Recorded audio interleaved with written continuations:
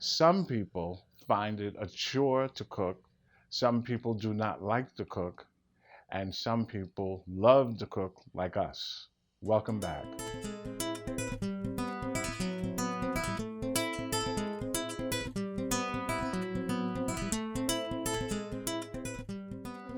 And I'm doing good. Have another sip of wine.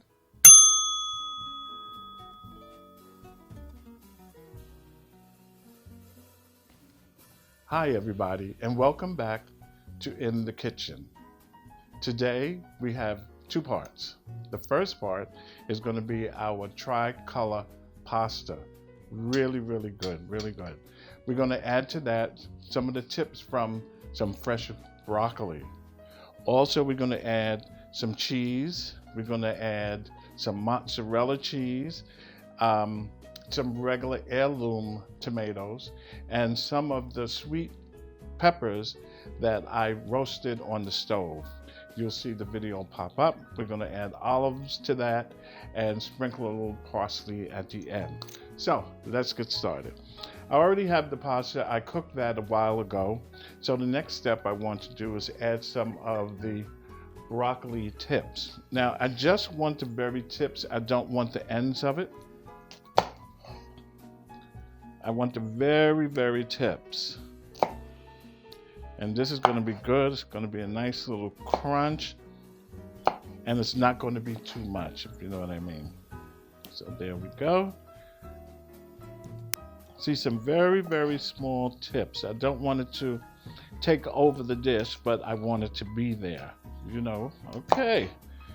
Here's a little bit more I'm going to add. And I hope everybody is prepared for the winter, because Mother Nature will be hitting us. Some of us don't like the snow, and some of us do. I sort of like the snow when it's made sure I have a reason to go to the store so I could pull around in the snow, et cetera, et cetera. You know, that's all fun. It's bringing out the kid in me. Yes. Okay, let's get another little piece. Here we go. And this is going to be wonderful for our pasta dish. Just to the side. Move this up. You thought I forgot. A little wine. Very good. Today, this is Domaine de Riviere that I've told you about. This is the Pinot Noir. Very, very, very good. This was 2017. From Russian River Valley, Sonoma County. I will give you a little bit more information on this wine. It is really good, and I hope you're able to go and pick up a bottle. Okay, once again, it's Domaine de la Riviere. It's the Pinot Noir Middle Reach Vineyards 2017. There will be a link to it after the show. You'll be able to go there and select, and they will send it to your home or to your store or wherever you need it to be sent to. Okay, now we have our tiny pieces of broccoli added. The next thing I'm going to do, I roasted some peppers. These are sweet peppers, by the way, as you can see. And they was roasted on the stove. You know, you put them over the flame and it turns dark. Really good. So you take a spoon, and if you go like this, you can scrape off any parts that were blackened by the flame. Now you want this so it can just bring out the flavor in the sweet peppers. Actually, one of the peppers, you could see the juice just popping out of it. Oh, it was so beautiful. So beautiful. So we're going to do this. You can use a spoon. You can use a fork. This seems to be working. And a paper towel will also help. Let's scrape this off. There we go. See how easy it's coming off. After you do that, let it cool down a little bit. There we go. There we go. Look at this. Coming off pretty good. Look at that. Let me get Let me get a fork, and that'll make it a little easier. Okay, give me 1 sec.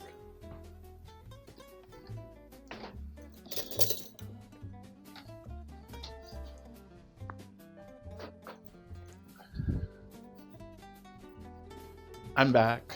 Okay, let's use a little fork that might even make it better. There it is. It's coming off. Now it doesn't have to. You don't have to get all the black off of it, but you can get most of it because it's been charred on the stove. Oh, look at that! Really good.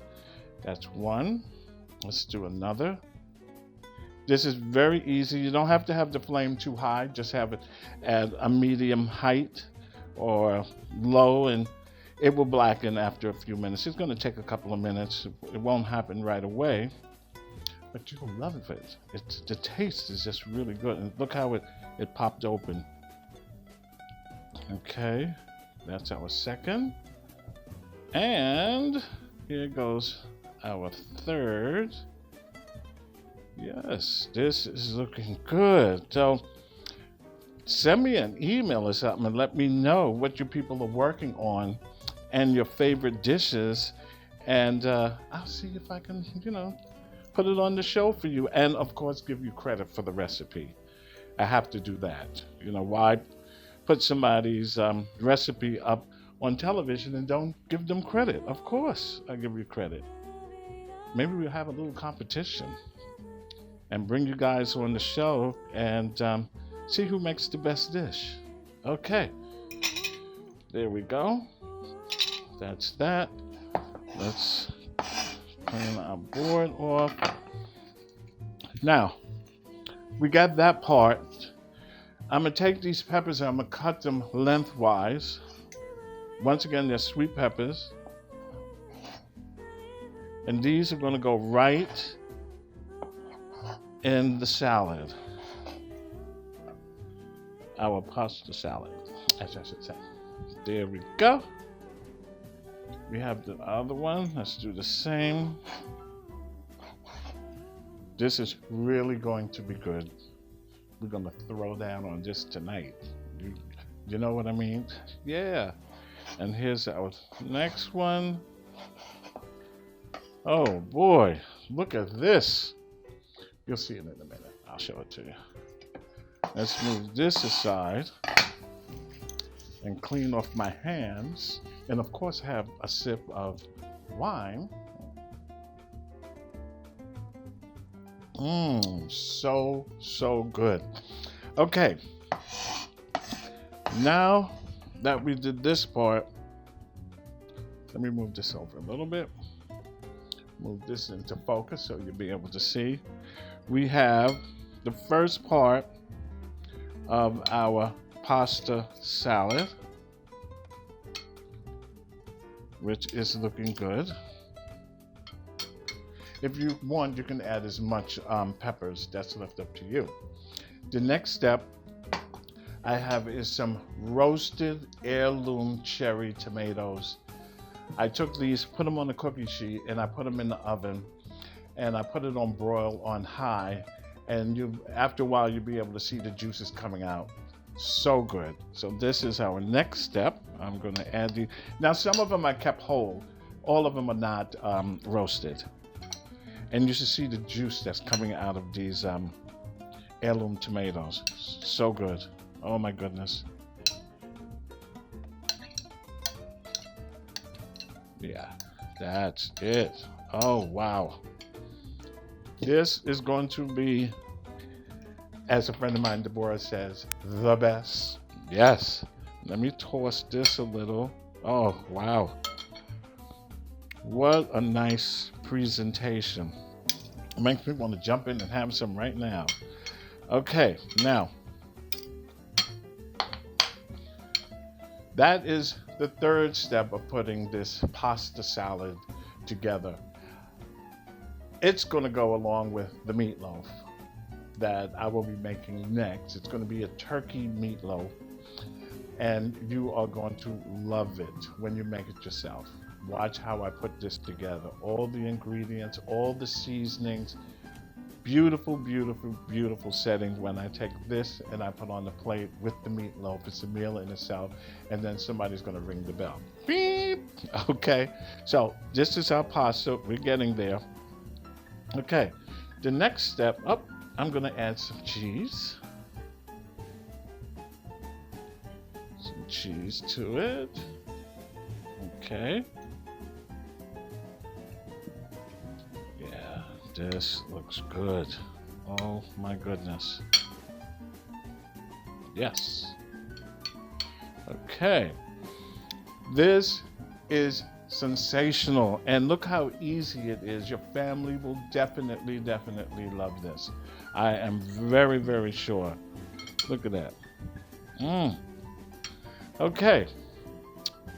Next, I'm going to add some avocados. You could use, not avocados, I'm sorry, some olives. I'm thinking of avocado. Maybe I should have added some to this dish. Some olives, and it has pimento in it. So we'll put this. This is like a meal in itself. Wow, and the color is there. Yeah, maybe I should have put some avocado in here. Okay, look at this. Isn't this beautiful? Beautiful, beautiful. Okay, next I have another layer, which is going to be some fresh mozzarella cheese. And you know mozzarella goes good with tomatoes. Okay, let me wipe this and just do a little slice here. Okay, you with me? Then I'm gonna slice here, slice here, slice here. And the size is left up to you. You can have large pieces of the mozzarella, or you can just have the regular tiny little pieces. And I took 3 pieces, and I'm gonna cut that up. So I really have 8 little chunks of it, which I'm gonna add.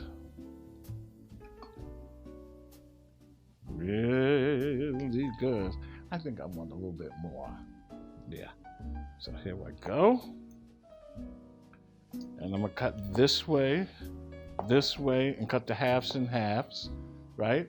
Then I'm gonna turn it around, and then I'm gonna cut that in half. So I have 1, 2, 3, 4, 5, 6, 7, 8 pieces of the fresh mozzarella cheese. Very good. Looking, this is coming together perfectly. You can sit and have some of this if you want for lunch. That would be great. Okay, we've done that. Now, the next step is for me to have another sip of wine. I bumped into a friend of mine today, and they used to work at a restaurant called Caribbean Flavor. And when I was in culinary school, Chef David was the one who was teaching me how to cook food from the island. The food was simply fantastic. Curry chicken, I learned really how to fix the curry or cook the curry in the pot and just not add water to it, because that is not the way that you do it. He did that. He had curry goat, he had jerk chicken, he had all this food from the islands. And I really learned a lot. I really did. It was in the summertime, and let me tell you, that kitchen must have been like 110 degrees. I was burning up. I was like, And David would always say, Renee, why are you sweating? I said, it's hot in this kitchen. It's hot. I prefer doing this than open up a restaurant, because that's a lot of work, you know? Here's to you. Good, good, good. All right. So we've added some mozzarella cheese. Our bowl is coming together real good. Maybe a little, I love mozzarella cheese. Let me add just another little piece. Put this over here. Let me cut this. Cut this. And cut this. Okay. And I want to thank you all for tuning in to my new show, In the Kitchen with Chef Renee. It's something new for me. a lot of you follow me on Instagram and Facebook and especially LinkedIn.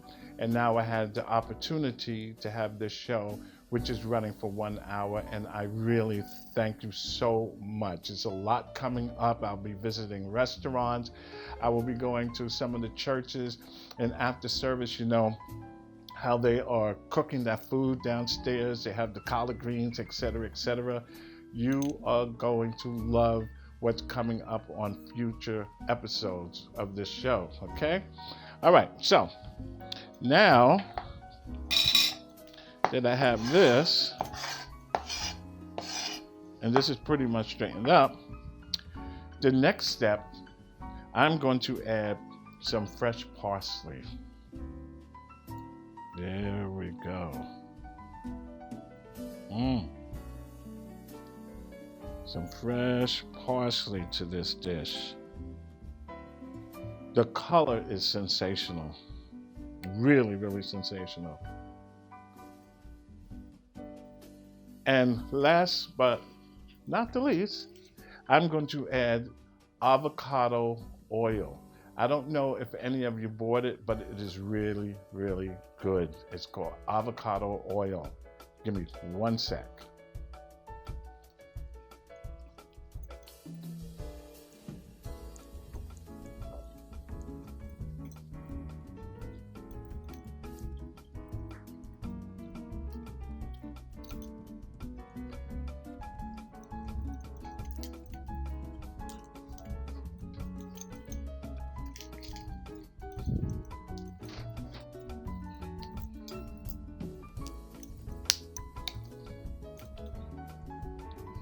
I'm back.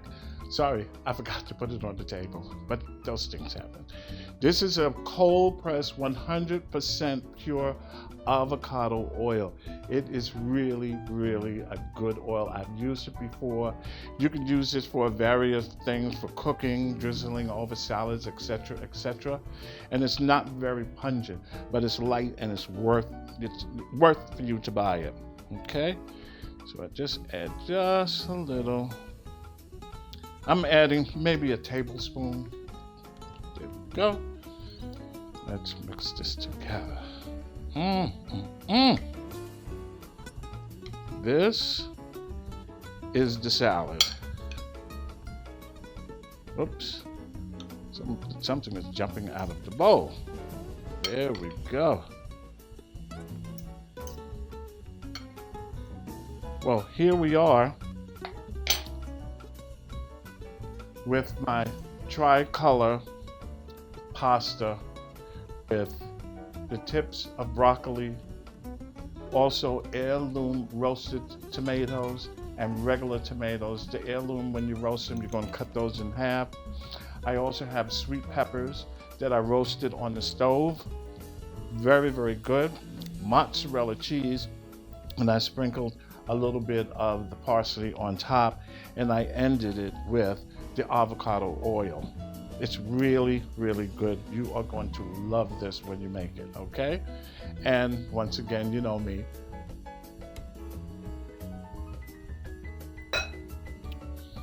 So good, so good. Well, thank you for coming. And in a few minutes, we will have the meatloaf. Until then, or a few minutes, bye. Welcome back to In the Kitchen's quick tip. Have you ever tried to make mashed potatoes and you use the regular masher and you're mashing and you're mashing and you're mashing and you're mashing and it seems like nothing is happening? Or you take a fork and you take that and you use to mash the potatoes and sometimes they're really hard, you didn't cook them long enough. Well, there's a product on the market and it's called a ricer, which is this. The ricer is very, very handy. I've used it on several occasions. As a matter of fact, if you have a young baby and you want the baby to eat some carrots, have carrots, you know, for dinner or for lunch. However, you could use this. What happens is this little piece here You put your potatoes or whatever veggie that you want to mash, you put it in this cylinder. This piece goes on top, and what happens, it presses down on the product that you're trying to mash. Then what happens, it comes out, let me move this. It comes out of these blades that you have here. Actually, what you can do, you can switch it and make whatever you're mashing maybe a little thicker, maybe a little thin. This one right here will bring it out like linguine, whatever you're mashing.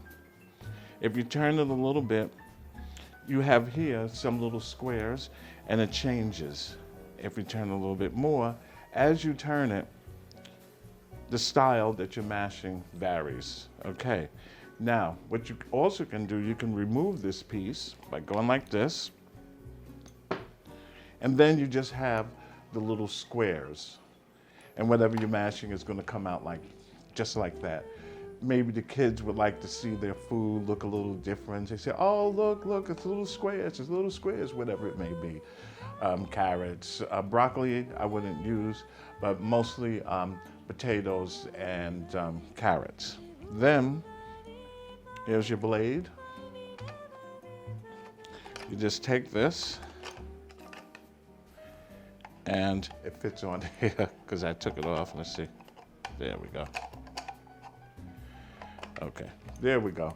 And it turns. It's really, really handy. It is called a ricer. You can get this probably at one of the local stores that sell kitchen utensils. You probably also get this on Amazon, and I believe that's where I picked this up. They have all different types of these. They have one, it churns like this. You put stuff in it, and it also does the same thing. It's much better than using the old-fashioned, and which I grew up using, and mother and grandmother, they be mashing. Oh, I'm tired. I'm tired of this. Oh, I'm so tired. And you're mashing, and you're mashing, and you're mashing like this, okay? So once again, it's called a ricer. You open it up, put whatever you want to mash inside the cylinder. This will automatically go like this. It will come out of this design here. You can change it. You could remove it. Then you'll get the little squares. You put it back on. Of course, it's going to give me a little problem getting it back on like before, but trust me, it fits on really easy. It has little grooves that it's set into, and of course it would give me a little problem, but anyway, this is it. It's called a ricer, and I recommend that you get this. Once again, this is Quick Tips from In the Kitchen with Chef Renee Hewitt. Until next time, enjoy your day or evening. Bye. Today we are making turkey meatloaf. Some people like beef, and they mix the beef with pork, and which I do not eat beef or pork, as some of you might know. However, turkey is just the same. It will taste good, and it does not have a lot of fat in it. Okay, so let's get started. Here are my ingredients. One of the first I have is a red pepper. I have an onion ready to be diced. I have some fresh garlic. I have parsley, 1 egg, ketchup, salt, dry soup mix. You know about that dry soup mix, the onion soup mix, the dry one. You know, that's the best. And I have some breadcrumbs. Now these breadcrumbs, I took a roll and I broke it up and put it on the sheet pan and put it underneath the broiler until it got a little dry. And then you crumble it up with your hands. So it's not a big chore. Today we're seasoning again with the roasted garlic pepper from R.L. Schreiber. And those of you who are interested in Schreiber seasonings, they do come in a small size. So if you would like some, just order it. I will put a link to their website and you can order. They have them just like this. And this one happens to be the sweet and smoky rotisserie. I tried this on my chicken burger sandwich. It was so good. So good. Really good. I highly recommend it. And of course, my wine, Domaine del Riviere. And this is a Pinot Noir 2017 from Middle Reach Vineyards. Very good wine. So let me open this. Maybe you should invest in one of these things. It keeps your wine or whatever it is nice and fresh. You put it on and twist this little cap and it seals it, as you heard. There we go. This Pinot Noir. Here's to you. Okay, let's get started. The first thing I want to do is cut my red pepper. Now, this is the end of the red pepper. It's just as good. Don't throw it away. What I'm going to do is cut this into small pieces as such. That so you can see. And I hope everybody is enjoying their day. It's Sunday. The weather is mild. Just the way I like it. What is the temperature? It's 48, but it's a lot of heat in this apartment. So let's just put a little bit more of the red pepper. Not too much. We don't want to overpower our turkey. Let's move this. Take this. And we're just going to make these in little chunks. Take your time. I tell people, when you're cutting, it's not how fast you cut. It's just that all the pieces are the same size, because when you're cooking or you're sauteing, you don't want the little pieces to burn because they're small and they'll cook faster. So no matter what you're cooking, if it's carrots or whatever you're doing a soup, try to make sure all the pieces are the same size, okay? That's it for our red pepper. Come on. Now we're gonna do the onion. Here, I have the onion cut like this. I'm not using much. Then I'm gonna cut across as such. Then I'm gonna cut across again as such. Now you could do 3 cuts if you like. I'm just doing 2, okay?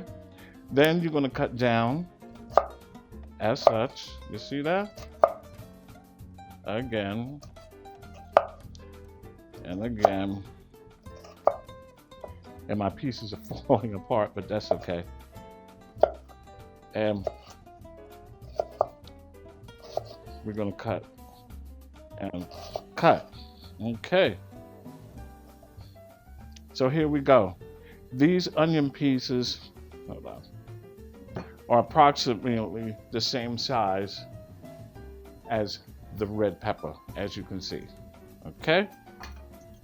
Let's take that and add it to the mix. Any left over, I'll put on the side, just in case I want to use it. And here's the left piece of onion. Very simple, right? Okay, now, the next part, I want to put some fresh garlic. So, I'm going to cut up my garlic.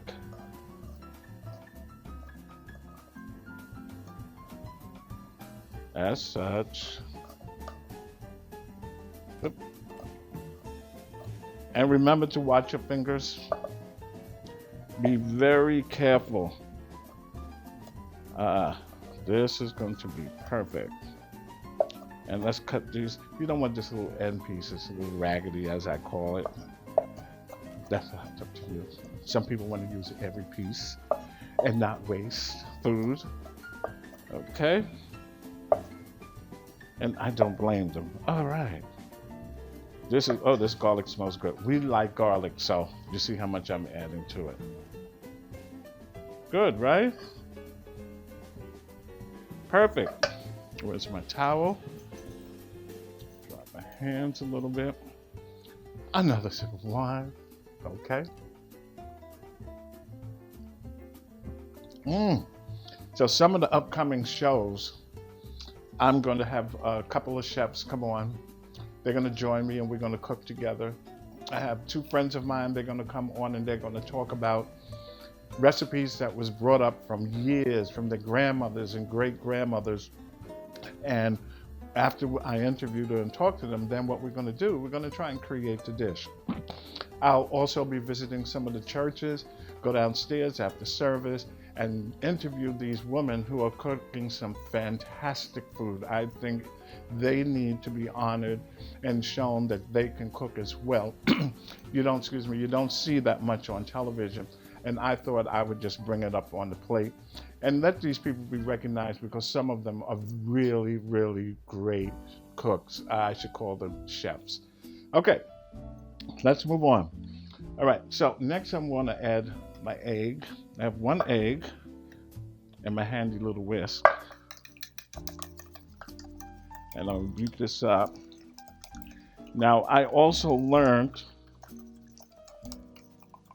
that when beating an egg, it's better to go back and forth opposed to going in a circle, because all you're doing is taking the egg and whisking around in a circle. It'll break eventually, but the best way is to go back and forth.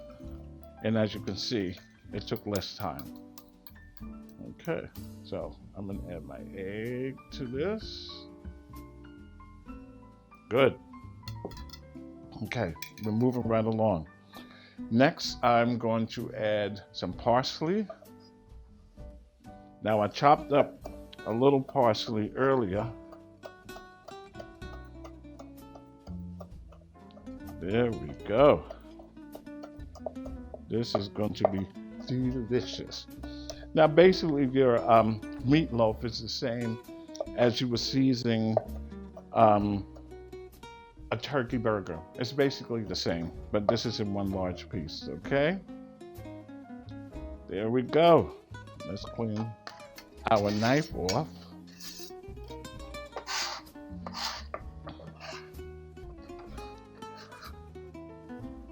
And always keep a little bowl on the side to throw your stuff away. Okay. See? Really easy. Not a big job. Not a big job.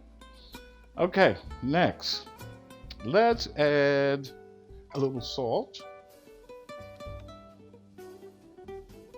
And since I do not have to chop anymore, because we have the red pepper. Oh, yes I do. I'm forgetting the green pepper. So I'm going to chop this in half. I'm going to use the end part. Let's get rid of this.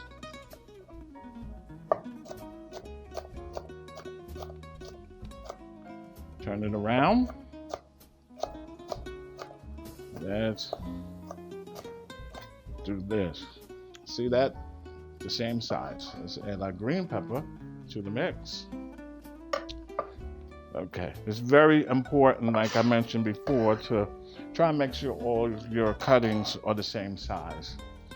I taught a class last week at Hudson Community College, Culinary Arts, and I was telling them to do the same thing. Make sure that you cut them the same size so they'll cook evenly. Okay, now that we have that, I can bring my pan over. Okay, let's add our breadcrumbs. Now here they are. Nice size. You can crumble them a little bit more if you like. Oops, someone dropped to the floor. They didn't want to be in this mix. Now, with these breadcrumbs, I remember years ago, I made a meatloaf when I was eating beef. And the meatloaf came out good. I was with some of my friends, Corky and Peter Scott. And after they cut into the meatloaf, they said, "Renee, what's that white stuff in there?" Because it was the bread. "What's that white stuff in there?" I said, I don't know how it got in there. And then eventually I told them, and they said, "Wow, that's a good idea." And the breadcrumbs like that and the thick pieces, it just stretches your food. It just stretches it, and it just adds a little bit more body to it. Years ago, people were very, very, very poor, and in order for them to make their food stretch, they would add different elements to it. One time I did the meatloaf, and I boiled an egg. It was a large meatloaf, so I put one egg here, one egg there, put the meat on top, packed it down, And then when you sliced it, when it was time to eat, you got a little piece of the boiled egg. Cute, nice, it will work. Try it. Okay. Next is that dried onion soup mix. You know the brand I'm talking about. Ah, you can't have meatloaf without having this in it. I don't want to overdo it. I think that's enough. Look at this. We are doing good. You're doing good. And I'm doing good. Have another sip of wine. Okay. The best, as my best friend Deborah says. Last but not least, we're adding a little ketchup, which helps to keep your turkey meatloaf moist. Okay, that's about 2.5 tablespoons. And I think we have everything that we need. So the next step is put this all together. Mix. Now you at home, you can put your hands in it. Make sure they're nice and clean. Put your hands in it and really mix it well. After this, I'm going to add my roasted garlic and pepper. There we go. Oh, this is looking really good. Yes. Really good. Look at that. And mix it really well. Some people will just mix a little bit and forget about the rest and say, oh, it's okay. You know, that's just being just a little lazy. Okay, whoops. Now I'm going to add R.L. Schreiber's roasted garlic pepper. I'm going to add some of this. Remember, in your pan, and not shake it over it, because you don't want this cover to come off and all in your food. It's happened to me, and I'm with a spoon trying to scrape it off, you know. Another thing, when you're adding your seasonings, there's a good idea, grab them in your hand. Outside of holding it high, take and squeeze your fingers in between. What happens is bringing out the oils in them, especially fine herbs and spices. Just squeeze it between your fingers like such, and that will bring it out. Okay, give me a second. Let me rinse my hands.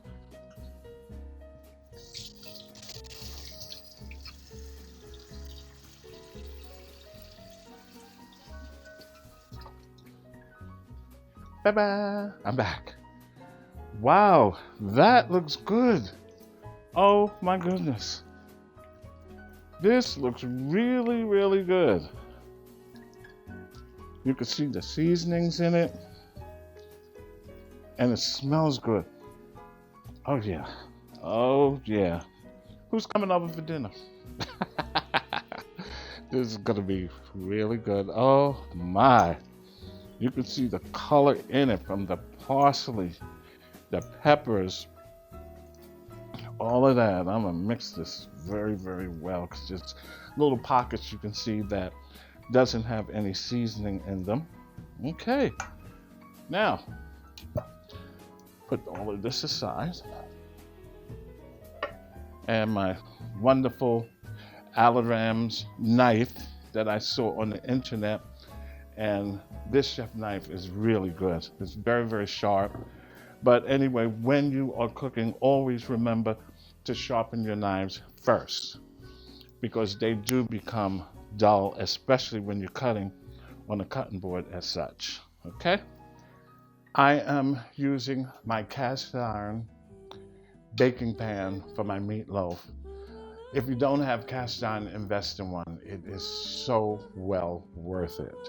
Trust me on this. It is well worth it. If you use the regular aluminum pan, chances are it's not going to hold the heat. So when you take it out of the oven and you set it aside, within a few minutes you can touch the aluminum pan, because it's cool, and it's going to cool down your food. With the cast iron, this will stay warm oh, maybe, depending on how hot it is, up to a half an hour. You touch it, it's not going to be burning up, but you can hold it with your hands. It's really good. So please invest in one if you can. You can get it from Amazon, Macy's, etc., etc. This one I got in a set and it was $54. I received this and a smaller one. It was so worth it. Okay, here's our meatloaf. It's ready. Wow.